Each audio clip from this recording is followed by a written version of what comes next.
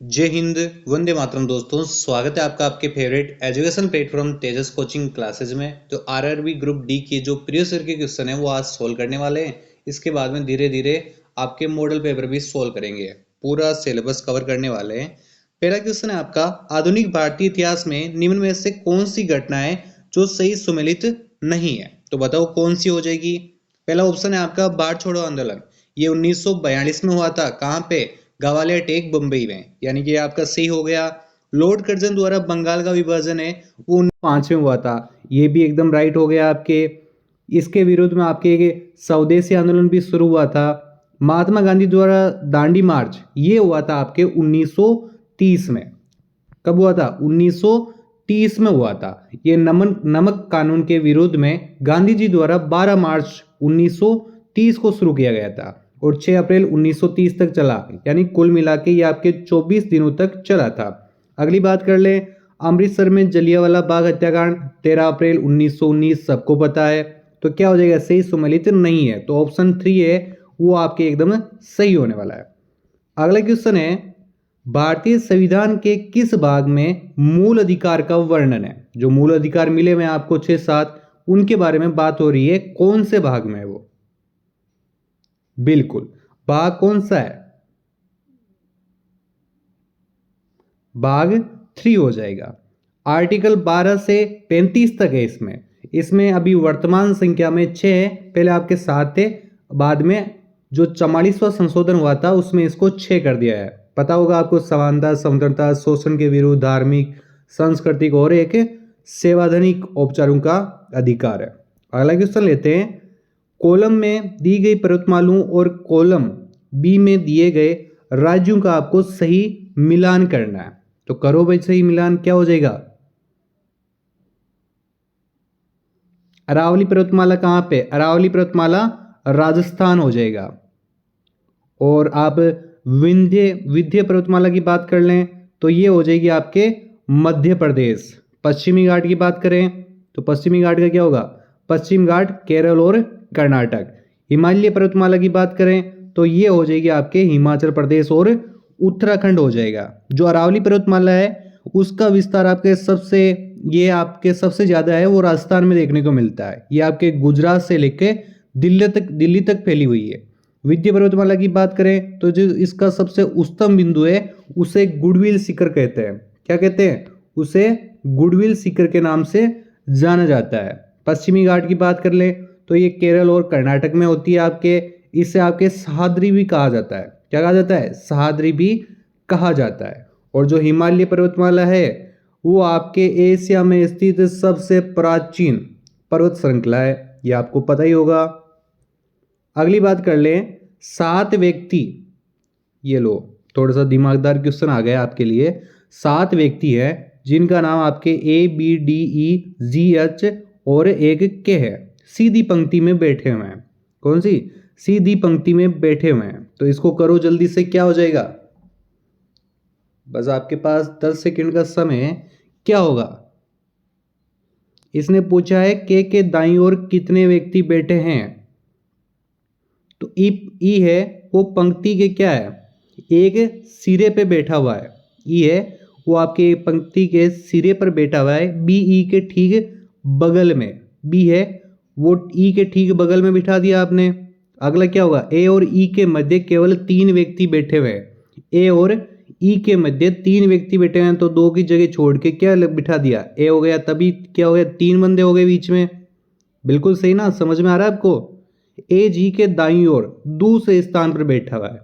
ए है वो जी के दाईं ओर, तो जी क्या है? दूसरे स्थान पर बिठा दिया जी को दूसरे स्थान पर। अगला है एच ने तो ए और ने ही बी के ठीक बगल में है। तो एच क्या है? इन दोनों के बगल में नहीं है, तो एक जगह छोड़ के हमने एच को बिठा दिया। अगला है आपके के डी के दाईं ओर दूसरे स्थान पर बैठा है। के वो डी के दाईं ओर दूसरे स्थान पर बैठा है। तो क्या हो जाएगा? तो यहां पे डी हो गया और यहां पे आपके के हो गया।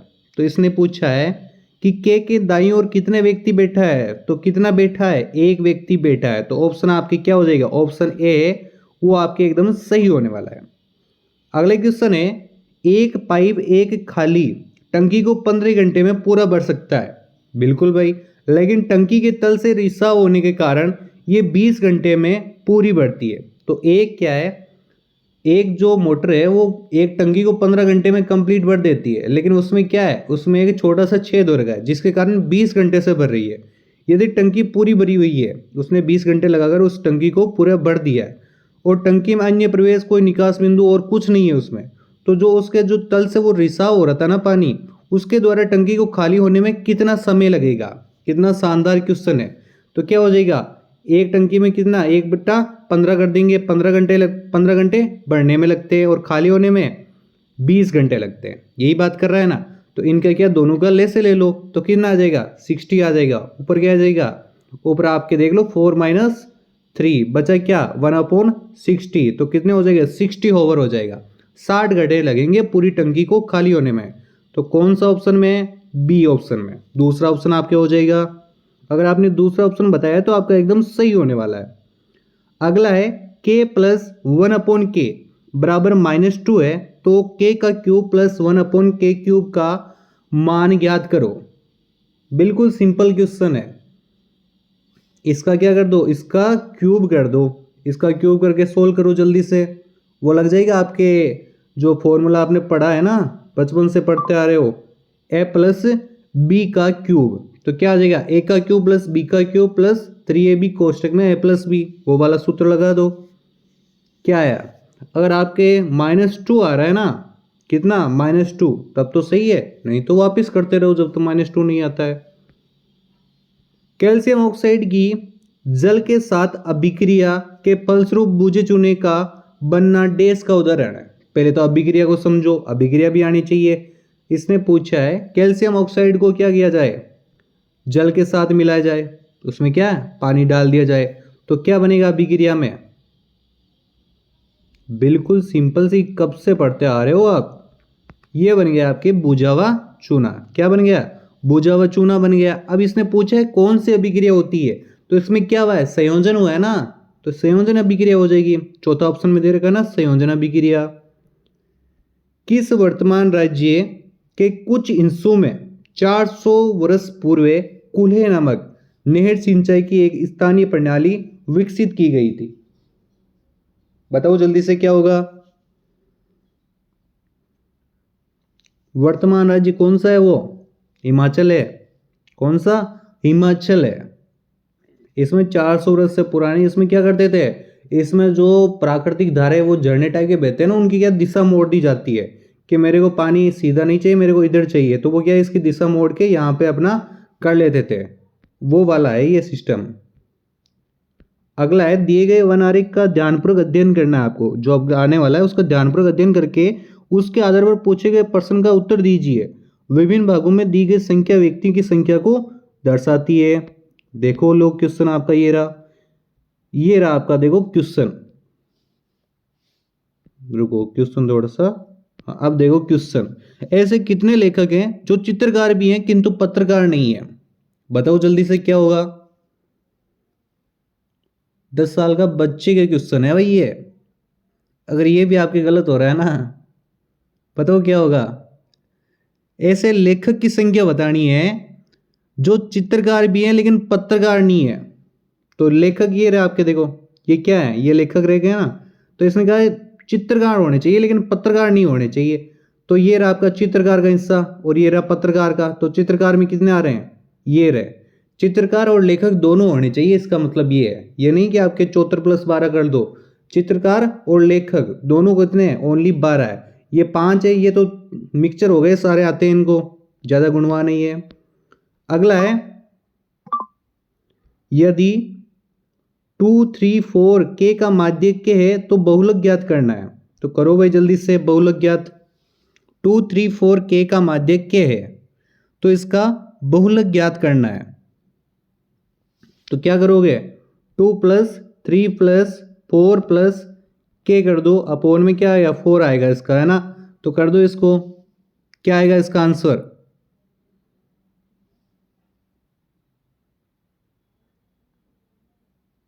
बिल्कुल। अगर आपका 3 आ रहा है ना तो आपका बिल्कुल सही है। बिल्कुल देखो छोटे छोटे बच्चों वाले क्वेश्चन है, इसलिए मैं इनको पूरा सोल्व नहीं करवा रहा, आपको बस तरीका बता दिया, इतने में आप आराम से कर लोगे उसको। अब बताओ इसमें दी गई आकृति में त्रिभुज एबीसी त्रिभुज एडीई के स्वरूप है। यदि त्रिभुज एडी का क्षेत्रफल आपको 18 सेंटीमीटर स्क्वायर दे रखा है ना, तो त्रिभुज एबीसी का क्षेत्रफल आपको क्या करना है, ज्ञात करना है। तो त्रिभुज एबीसी का क्या मान लो, उसका एक्स स्क्वायर मान लो, तो कर लो एडी का स्क्वायर अपॉन एबी का स्क्वायर। तो इसका आपको एडी का दे रखा है ना, एडी का क्या आपको दे रखा है, तो दे रखा है तो कितना हो जाएगा,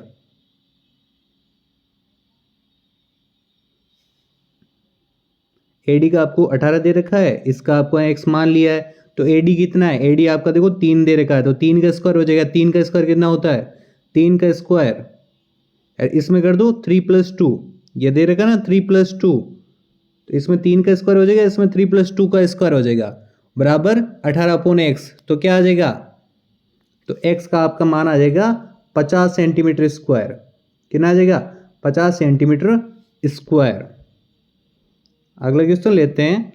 अगला क्वेश्चन है आपका, नीचे दी गई तालिका का अध्ययन करना है आपको और पूछे गए प्रश्न का उत्तर दीजिए। ये जो है ना ये बहुत इजी लग रहा है, अगर आप भी आपको हार्ड लग रहा है ना तो आपको पढ़ने की देखो बहुत सख्त जरूरत है। यदि प्रति शब्द अनुवाद हेतु 2 का भुगतान किया जाता है, सोमवार देखो इन पुनीत और मोहित, सोमवार मंगलवार बुधवार है ना, इनका दे रखा है, ये क्या है, तालिका का अध्ययन करना और पूछे गए प्रश्न का आपको उत्तर देना है। यदि प्रति शब्द हेतु 2 रुपए का भुगतान किया जाता है, तो सोमवार को पुनीत और मोहित ने कुल कितनी धनराशि प्राप्त की थी। इनको प्लस कर दो, प्लस करके गुणा क्या करना है, 2 करना है, तो करो जल्दी से, प्लस करके इनको गुणा 2, कितना आ जाएगा 548 प्लस 696, तो ये हो गया आपके 1244। इसको करो 2 से गुणा, तो 2 से गुणा किया तो कितना आया 2488, किस में आ रहा है, ऑप्शन 4 में आ रहा है। अगला है लेंस की समता का एसआई मात्रक क्या है। लेंस की समता का एसआई मात्रक क्या होता है, बिल्कुल डायोप्टर होता है। क्या होता है, डायोप्टर होता है। अगला है, श्रेणी क्रम में संयोजित 3 प्रतिरोधों R1 R2 और R3 के टर्मिनलों पर वोल्टेज क्रमशः V1 V2 और V3 है। यदि उनसे होकर प्रभावित होने वाली निबल धारा को निरूपित करते हैं तो उनकी वोल्टेज भी कितनी होगी, V बराबर V plus V1 plus V2 plus V3, कहाँ पे, ऑप्शन बी हो जाएगा। अगला है, उत्पादन के 4 कारक कौन से हैं। उत्पादन के 4 कारक कौन से होते हैं, भूमि, श्रम, पूंजी और क्या होती है, उद्यमता, कौन से में, ऑप्शन ए हो जाएगा आपके। अगला क्वेश्चन लेते हैं, जैविक अपशिष्ट निपटान की सर्वोत्तम विधि कौन सी होती है। उनको निपटाने के लिए कौन सी सर्वोत्तम होती है, वो होती है भस्मीकरण। इसमें क्या करते हैं, इसमें देखो पूरे ताप के साथ, फुल ऑक्सीजन के साथ उसको क्या है, राख बना दिया जाता है, भस्म कर दिया जाता है, भस्मीकरण हो जाएगा। इनमें से कौन सा लवण, इसमें कौन सा वन, ये क्या हो रखा है इस क्वेश्चन को, प्रतिअमल होगा शायद। प्रतिअमल का एक सक्रिय संगठन है, बताओ प्रतिअमल का सक्रिय संगठन क्या होता है, कौन सा होगा, NaCO3 होगा। क्या होगा, NaCO3, क्या हो जाएगा, NaCO3, जिसको क्या कहते हैं आपके, जिसको आपके बेकिंग सोडा कहते हैं, पढ़ा होगा आपने अच्छे से। वर्ष 1955 में करव समिति नामक एक विशेष समिति का गठन किया गया था। इस समिति द्वारा इनमें से किसकी अनुशंसा की गई थी, तो ऑप्शन पढ़ो चारों और उसके बाद में बताओ क्या। 1955 में करवे समिति नामक एक विशेष समिति का गठन किया गया था। इस समिति द्वारा इनमें से किसकी अनुशंसा की गई थी, तो वो की गई थी आपके ग्रामीण विकास के उद्देश्यों से लघु उद्योगों को बढ़ावा देना, जिसके ये इसलिए किया गया था ताकि लोगों को वो रोजगार बढ़े। इसमें क्या जो श्रम है ना वो ज़्यादा होता है ना, इसके कारण क्या है, इसको बढ़ावा दिया ताकि लोगों को काम मिले। अगला लेते हैं, अगस्त 2022 तक प्राप्त जानकारी के अनुसार वरिष्ठ नागरिकों की वित्तीय सुरक्षा कल्याण एवं संरक्षण के नियमन हेतु माता पिता और वरिष्ठ नागरिकों को भरण पोषण तथा कल्याण अधिनियम इनमें से किस वृद्ध अधिनियम वित्त किया गया था? तो कब किया गया था ये आपके 2007। कब हो जाएगा 2007 हो जाएगा इसका। अगला है 3 किलो सेम। यह देखो काफी बच्चों वाला क्वेश्चन आ गया है। 3 किलो सेम और 4 किलो संतरों का मूल्य कितना हो गया? 3 किलो सेम और 4 किलो संतरों का मूल्य आपके 210 रुपये हो गया। और इसमें क्या है 5 किलो सेम और 2 किलो संतरों का मूल्य 175 हो गया। तो समीकरण 1 और 2 से देख लो। इसने पूछा 1 किलो सेम की रेट क्या होगी? तो 1 और समीकरण 2 से देखते हैं कि x क्या होगा। x हो जाएगा आपके 20 रुपये। और इसमें क्या हो जाएगा? इसमें हो जाएगा आपके जो y है यानी संतरा, वो उसका रेट हो जाएगा 37.5। तो इसने पूछा सेम का, तो हम कह देंगे 20 रुपये। निम्नलिखित में से प्रकाश के प्रकीर्णन के अनुप्रयोगों की पहचान कीजिए। तो अच्छे से ऑप्शन को पढ़िए, चारों ऑप्शन को पढ़ के उसके बाद में इसका अच्छे से आराम से उत्तर देना है आपको। बताओ क्या हो जाएगा इसका?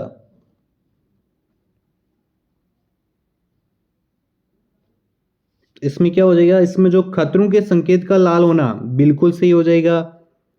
इसमें प्रकाश के प्रकीर्णन का हो जाएगा। तो आपके ये हो गया है कि, और आपके हो गया टिंडल प्रभाव हो गया, और सूर्य का लाल और प्रकाश का नीला होना। ये किस में है? तीनों में। एडीई ये आपका हो गया चौथा ऑप्शन। मंगल अपने घर, मंगल, ये देखो थोड़ा सा लॉजिक वाला क्वेश्चन है, बहुत इजी।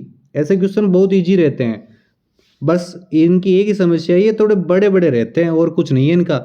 मंगल अपने गढ़ से उत्तर की ओर, तो मंगल का घर है, तो मंगल का घर मान लो ये है, क्या है? ये मंगल का घर हो गया। तो मंगल के घर को उत्तर की ओर ले जाना है। उत्तर की ओर ये कितना जा रहा है? उत्तर की ओर 30 मीटर जा रहा है। कितना? 30 मीटर उत्तर की ओर ले गए भाई इसको। इसके बाद में कहता है ये दाएं मुड़ता है, दाएं मुड़ता है, तो दाएं मोड़ दिया, और दाएं मुड़ के ये कितना 20 मीटर चलता है। कितना? 20 मीटर इसको चला दिया, और फिर वे दाएं मुड़ता है, और क्या, फिर वापस दाएं मुड़ जाता है। दाएं दाएं मोड़ दिया इसको, दाएं मोड़ के बाद इसको 30 मीटर चलाना है। दाएं मुड़ता है और 30 मीटर चलता है ये।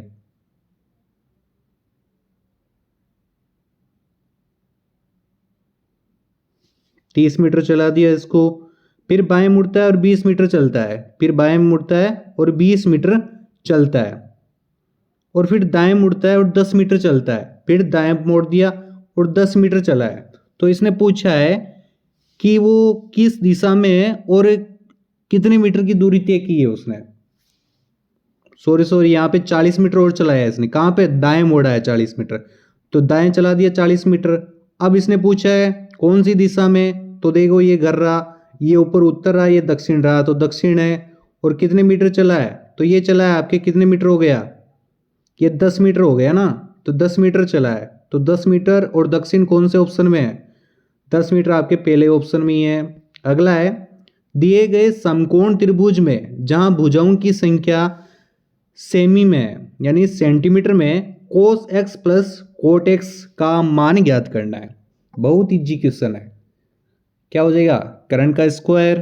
क्या हो जाएगा? कर्ण का स्क्वायर बराबर लंबाई का स्क्वायर प्लस आधार का स्क्वायर। क्यों? कोस एक्स कोट एक्स में आधार कर्ण वो चाहिए ना, इसलिए चाहिए। करो भाई, पहले कर्ण का ज्ञात कर लो। तो कर्ण का क्या है? कर्ण का कितना आ गया? 15 का स्क्वायर प्लस 8 का स्क्वायर, तो ये हो जाएगा आपके 289। 289 का अंडर रूट निकाल दो, तो ये आ गया आपके 17। तो इसने कहा है कोस एक्स का मान ज्ञात करना है, तो कोस एक्स का करो।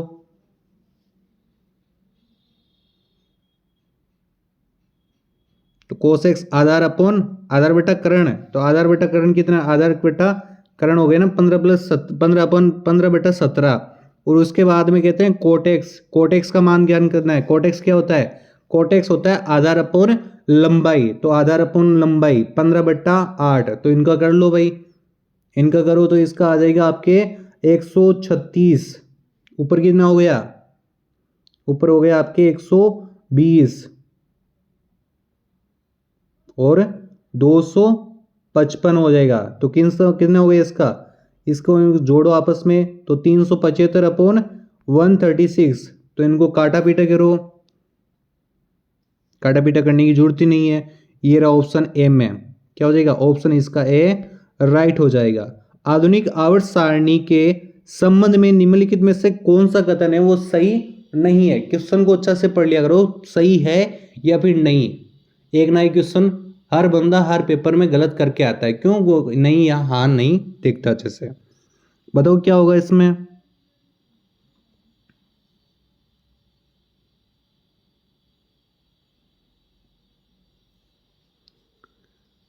एक ही समूह में उपस्थित तत्वों की संयोजक इलेक्ट्रॉन की संख्या समान होती है, बिल्कुल सत्य बात है। इसने पूछा सही नहीं है वो बात करना है। 18 समूह है और 7 आवर्त होते हैं, बिल्कुल सही बात है। सोडियम, मैग्नीशियम और सल्फर आधुनिक आवर्त सारणी के चौथे आवर्त से संबंधित रखते हैं, नहीं रखते भाई। कौन से, तीसरे से रखते हैं। इसने कहा चौथे से रखते हैं, नहीं रखते। समूह के नीचे की ओर से बढ़ने पर कोषों की संख्या बढ़ती है, सही बात है, नहीं पूछा है तो हम ऑप्शन 3 करके आ जाएंगे। और अगला क्या करेगा, हमारे क्वेश्चन को राइट कर देगा और हमारे क्या है, सिलेक्शन हो जाएगा। अगला क्वेश्चन है, संगठन संस्थानों का इनमें से कौन सा समूह भारत में संवैधानिक निकायों का उदाहरण है। क्वेश्चन को अच्छे से पढ़ो, उसके बाद में उत्तर दो। हाँ, जल्दबाजी नहीं करनी है, बस क्वेश्चन को अच्छे से पढ़ लिया करो, उसके बाद में राइट आंसर बता दो। आ गया, बिल्कुल। अगर आपने चौथा दिया ना तब तो आपका सही है, नहीं तो उस पर क्रॉस मार लो। दिए गए पाई चार्ट में अलग अलग महीनों में एक परिवार द्वारा बिजली पर किए गए खर्चों के प्रतिशत को दर्शाया गया है। चार्ट का अध्ययन कीजिए और पूछे गए प्रश्न का उत्तर दीजिए। ये इस टाइप के जो क्वेश्चन होते हैं ना, ये मेरे को बहुत बहुत ऐसे लगते हैं कि कितने फॉर्मेलिटी टाइप दे दिए हैं इन्होंने। तो इसने पूछा है मई और अगस्त को छोड़कर सभी महीनों में मिलाकर बिजली पर किए गए कुल व्यय का केंद्रीय कोण कितना होगा। केंद्रीय कोण पूछा है, बस मई और अगस्त को छोड़ देना है। क्या मालूम इसको कौन सी दुश्मनी है मई और अगस्त से, बताओ जल्दी से क्या होगा। मई और अगस्त में देखो, मई में कितना है, 25% है, ठीक है। अगस्त में हो गया 6%, कितना, 6% है। तो बताओ, या तो इनका निकाल लो पहले, नहीं तो फिर ये 25 + 6 कितने हो गए, इनको छोड़ो ना, इनको जोड़ लो। 12, 10, 22, 15, 5, 22 और 5 इनको जोड़ो, कितने हो गए, ये हो गए आपके 69। 69 का आपको क्या निकालना है, परसेंट निकालना है। तो निकाल लो, पूरा कितना है, 360 है ना, कितना है, 360 है। तो 360 गुणा 69 आया था, इसका परसेंट निकालना है तो बटा 100 कर दो। इसको काटा पीटी करो, इसको काटा पीटी करो जल्दी से। 6.9 गुणा 36 कर लो, कितना आएगा, उतने आपके राइट आंसर हो जाएगा। जल्दी से करके भी बता दो कितना आएगा। बिल्कुल, लास्ट में 4 फिर 8, हाँ 248 बी ऑप्शन हो जाएगा आपके। बी ऑप्शन ये आपने बताया तो आपका एकदम सही होने वाला है।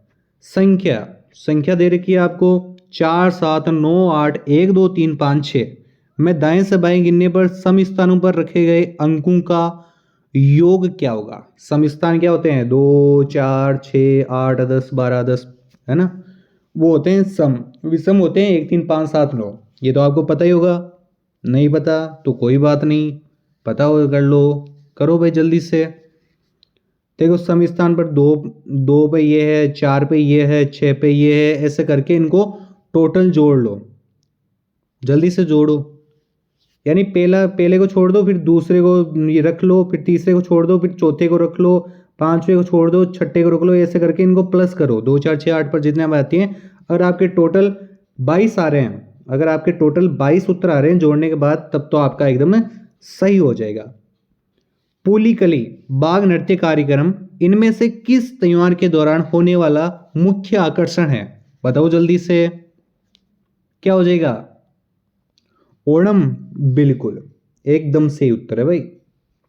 एक समान जूतों की 1 दर्जन जोड़ियों के संयुक्त अंकित मूल्य 7200 का 20% निकालो, पहले छूट दी जाती है। उसके बाद में 1440 में से कितने जोड़ी आ जाते हैं, तो 7200 का 20% निकाला, कितना आया, 1440 आ गया। 1440 को आपको क्या है 7200 में 7200 माइनस 1440 करो कितना आता है 7200 माइनस 1440 तो आ गया आपके कितना 5760। ठीक है, तो इसमें क्या है कितने जोड़ी आ जाएंगे। तो एक दर्जन में कितने होते हैं, एक दर्जन में कितने केले आते हैं, एक दर्जन में 12 केले आते हैं। तो कर दो इसका अपॉन, इसका कर दो देबोला कर दो इसका जल्दी से। कितने आ गए 480 आ गए। तो 480 है तो 1440, 1440 में ले लो तभी पता चलेगा ना कितने आ गए। तो जीरो से जीरो कट कर दो, इनका काटो 144/48 यानी कि आपके आ गए 3। ऐसे भी कर सकते हो, नहीं तो फिर क्या 80% निकाल लो इसका, 4200 का 80% निकाल के और फिर उसमें 12 का भाग दे के फिर जो आए उसका ऐसे ही आ जाएगा। फिर लास्ट में उत्तर तो यही है। 80% करके वैसे भी कर सकते हो, नहीं तो मैं तेरे 20% करके फिर वैसे कर लेना। अगला है, कहाँ पे है, प्राकृतिक गैस का जलना निम्नलिखित में से कौन सी अभिक्रिया है। प्राकृतिक गैस का जलना कौन सी अभिक्रिया है, उष्माक्षेपी अभिक्रिया है। हाँ भाई बिल्कुल सही है। फिर ये देखो भाई इतना अच्छा सा सिंपल सा क्वेश्चन दे रखा है। इनको पहले देखो STUNT ऐसे नीचे लिख दो। देखो बहुत इजी क्वेश्चन है, इसको देखो कराने का कोई मतलब ही नहीं है, आपको बस समझ लो इसको किस टाइप से होना है स्टूडेंट। फिर देख लेना एस के बाद में एच आता है ऐसे, फिर टी के देखो टी ऐसे करना है, फिर स्कूल का बताना है आपको तो स्कूल का बता दो। तो स्कूल का ऐसा करोगे तो स्कूल में एस के बाद में देखो क्या होगा, ऐसे ही ये लिख के वैसे कर लो, अगर आपको वैसे आता है तो आप ऐसे भी कर सकते हो। इसके बाद में क्या आ जाएगा एच आ जाएगा। सी का क्या हो जाएगा, सी का देखो सी का इसमें एक्स कर रखा है तो हम भी एक्स कर लेते हैं। फिर एच का क्या कर रखा है, एच का एस कर रखा है। फिर ओ तो कोई इसमें है ही नहीं है, तो इसमें देखो एक बात क्या रखी है, जो चौथे पद का तीसरे पद से और दूसरे पद का पहले से, जिसका पांचवें पद से वही संबंध है, पांचवें पद का वही संबंध है जो चौथे पद का तीसरे से और दूसरे पद का पहले से है। तो ओ की जगह क्या आ जाएगा, तो ओ का हो जाएगा एल, फिर भी आगे क्या है एल, और एल का क्या हो जाएगा, एल का हो जाएगा ओ। तो H X S L L O किस में है, ये तो उल्टा है देखो, ये नहीं होगा, पहला ऑप्शन में दे रखा है ना, पहला हो जाएगा। अगस्त 2022 में 17 वर्षीय भारतीय शतरंज मास्टर रमेश बाबू प्रज्ञानंद ने देश में FTS क्रिप्टो कप के अंतिम दौर में विश्व चैंपियन मैग्नस कार्लसन को हराया था। बताओ भाई क्या होगा,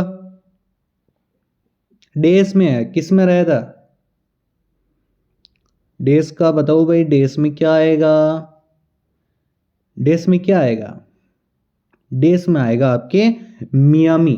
क्या आ जाएगा मियामी, 5 बार के वर्ल्ड चैंपियन है, उन्होंने इनको हराया था और 6 महीने में कार्लसन के खिलाफ तीसरी बार जीत दर्ज की थी इन्होंने। अगला क्वेश्चन लेते हैं, अगला क्वेश्चन आपका ये रहा, तापदीप्त तंतु बल्ब के संबंध में निम्नलिखित में से कौन सा कथन है जो सत्य है। तो कथन को अच्छे से पढ़ो, कौन सा कथन है जो आपके सत्य है और कौन सा कथन है जो आपके असत्य है। तो क्या हो जाएगा इसमें, तंतु टंगस्टन का या नाइक्रोम का बना हो सकता है, बिल्कुल सत्य बात है। तंतु को आवृत करने वाले कांच के आवरण में नाइट्रोजन या आर्गन जैसी अक्रिय गैस से भरी हो, हाँ बिल्कुल सही बात है। प्रयुक्त तंतु पतला होने के कारण इसकी प्रतिरोधकता बहुत कम होती है, गलत बात है भाई। इनमें से अधिक प्रवाह संभव बनाने के लिए तंतु की प्रतिरोधकता कम होती है।